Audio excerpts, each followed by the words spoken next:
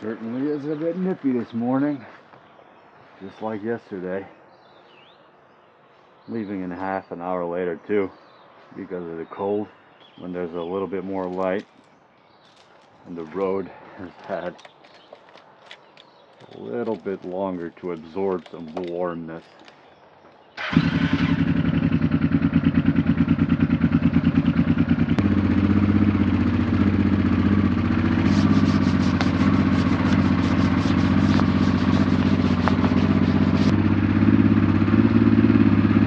Bloody scratcher for this. Don't want to use my nails because I ruined the fairing one for that.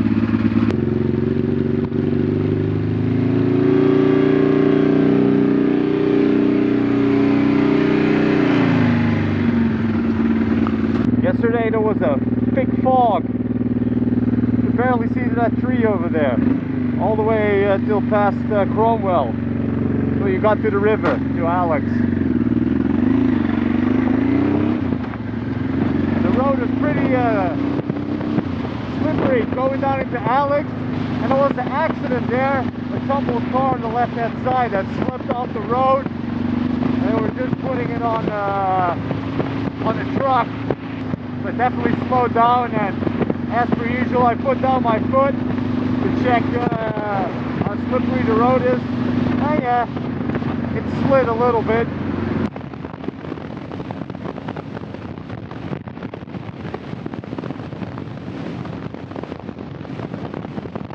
Okay, the bike just completely quit on me. See, the lights are still good. This one's been flashing, but it's been since I haven't hooked up the headlight. But it's not a dual flash, which indicates over voltage. It just means the battery's out of juice, which isn't true. And sometimes this one acts up when with a bit of moisture. Oh, there it's back. See, it cuts out the engine. So this is the first time that it happened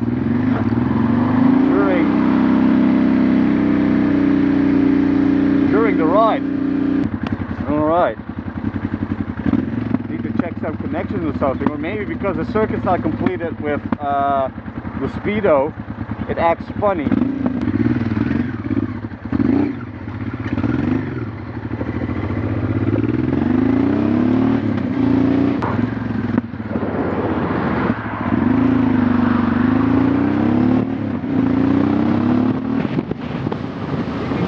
On the road here.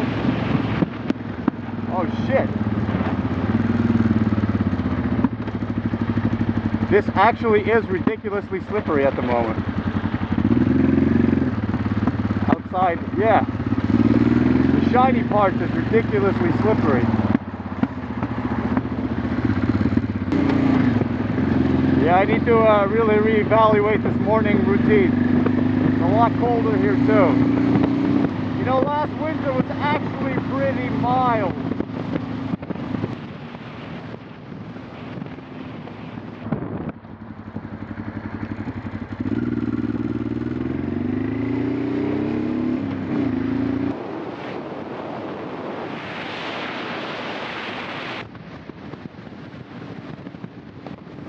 Good day. Another weekend after a bit of a semi-disastrous weekend last week. Sure, I got things done. I got the dash in, I got the speedo hooked up, but the key was to get the speedo running, but that didn't work out. So we're gonna have another go at it this weekend, and I'm not going to say anything about what I'm going to do. Screw that. I'm just going to do and see what happens, because it definitely did not live up to the planning. So I got some packages.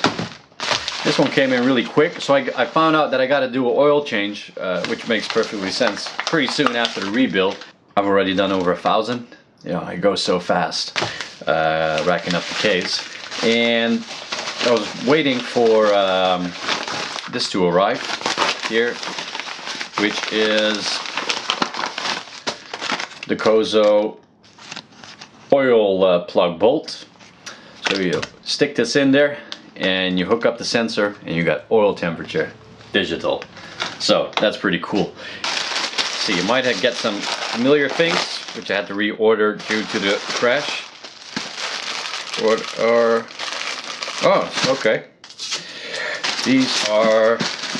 Did I order so many of them? I think I had to. Couldn't order them solo. At least not with the oils. Yeah, sweet. Okay. Now I remember. So these are not your typical ones. So, switches. Oh, nice little clunk. With the classic on-off panel. And what's important for these, the waterproof housing that goes on there. So we need to use at least 2 of these. I got 5 of them now. What do you got here? I think these might be the mirrors, because I need a new right one. Fortunately I do. Yay, second time I've received these. So chuck one on there. And I'll draw out something that I want to do, not yet, but what I'm thinking about doing in regards to fuel. So I mentioned my fuel situation and what I want to do, since I only am missing about max 2 liters. Mostly I'm missing out on the last liter. It's actually quite impressive how far gravity will take it. So I'm missing about 1 to 2 liters towards the end, so I don't need the fuel pump the whole time. So what I was thinking of doing, 2 separate lines. One is a continuous line from the tank to the carb, and 1 line with the pump.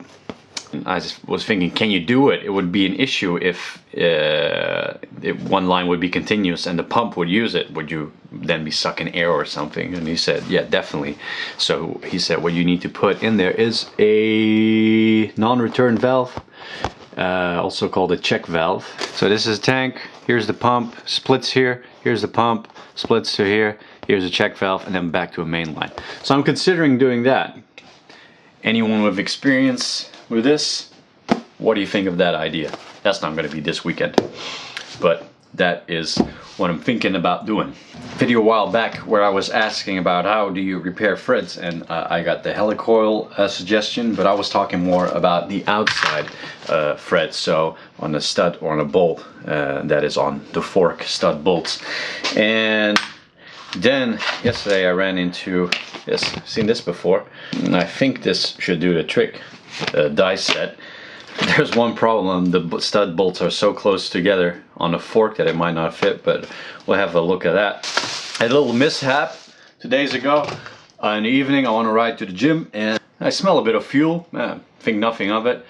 I ride away and then a minute later, you know, the whole, oh, lacking fuel. I switch to reserve. And all of a sudden I smell petrol, and I see it dripping. It's like, shit. And it was leaking from the carburetor area, so I had to push the bike back home. And then I checked it. The new hose coming from the carb had ruptured on the brass connector. Could have been due to clamp being pretty tight and basically digging into the rubber. But it wasn't great rubber either, because it wasn't braided like this. So you see that, those spots here in the middle? I think that's an extra protection that you can't just easily rip it, and that one didn't have that, so it just ripped open all around. So I replaced that bit, and I also got to replace the other fuel lines with this, but I gotta run a completely different fuel system anyway. That was a bit of a surprise. Fixed that. Got some other stuff. Already got the oil for the oil change that I gotta do. More coolant. It never ends. It never ends. You start a project like this. Velcro strips that I want to use to hook up the CDI so that it sticks to the mount.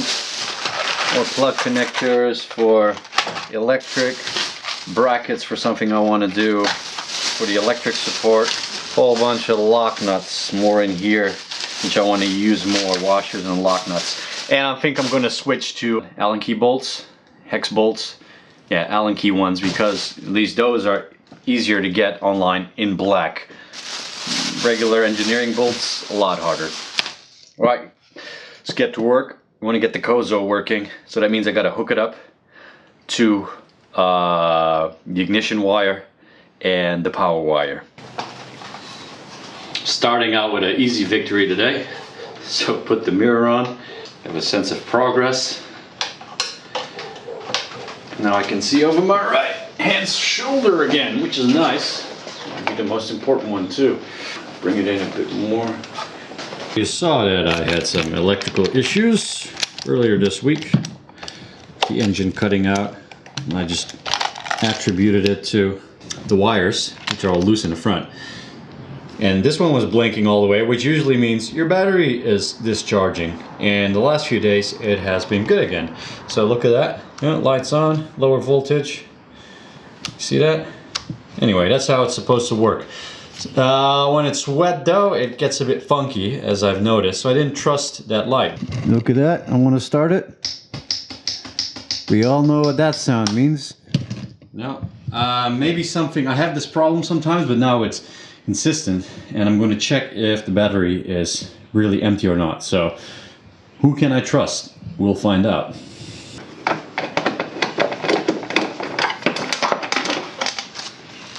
Speaking again of tools, I need to get a much better socket set than bargain bin ones, because this one's already unraveling on the inside, getting worn. It's not what you want. So I need to spend a little bit more money on that. Changed man, like I said. I'm not there yet where I go, I must absolutely have the best tools. I'm there where I say, I must have tools that don't fall apart in the short term. I'd say that's still an improvement, right? Before I move on though, let's find out who's telling the truth. Let's see, it's been a while since I used this one, not on ohms, on the volts. We'll see what kind of results I get. That's usually where I base it off. Ooh, you're not going very on, are you? Needs a battery change. Right. Alright, figured it out now. You can just remove this. I already read something on here that I don't like, but you'll soon find out why. I wish I'd known this before I went into town earlier today. Ta-da! Lucky 9 volt. Always nice to have one of those. Do you ever have these in the house? Nope. Got the charger here. Let's hook them up. Now what's it say? Power on. Fully charged. Could someone confirm that if it's okay to start your bike while it's hooked up to a battery charger? Always wanted to know. See, I think it's my little problem that's become more of a problem that I used to have before, that it wouldn't start properly. I would get the click and then I move it around a bit. It was like a connection was made properly and I would get the start. I do have heaps, like the whole front console wires not connected to the headlight assembly, so maybe it's not completing the circuit. But it better not be starter engine related or something, and please let it be something easy. After a week of riding, I'm not convinced that the console dash is in far enough. I think this really has to align with the rear here, I'm not sure. But to get there I really had to force it in and it would push the fairing outward. But I really imagine that this has to line up nicely, and let's just look at that, the rain can fall straight onto your electric, you don't want that. So hopefully I can push this back a bit without having to drill from the old holes. Cleaning out a bit the solenoid contacts. Maybe it's a solenoid that's been slowly dying, I don't know. I'm gonna try this and then I'm just gonna focus getting the speedo to work.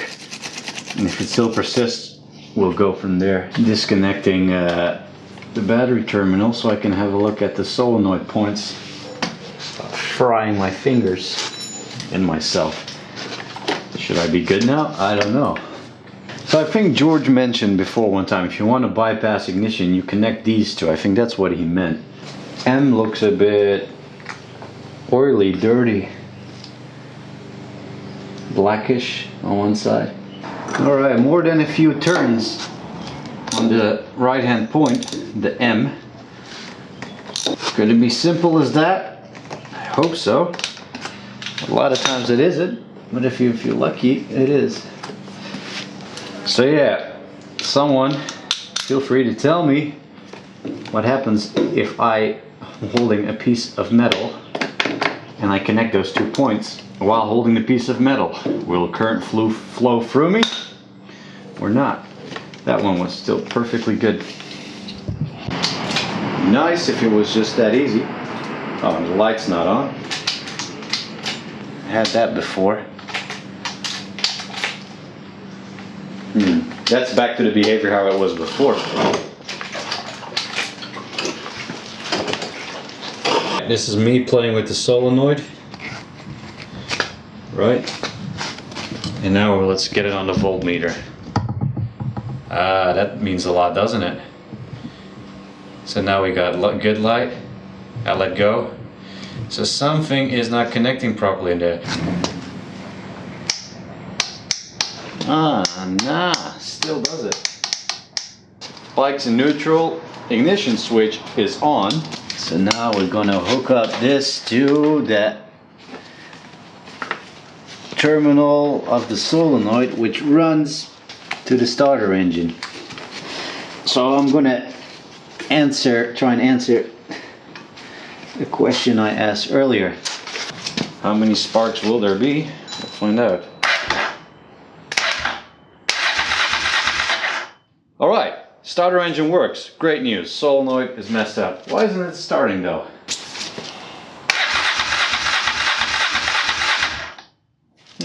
That's because you got the ignition circuit not connected, dummy.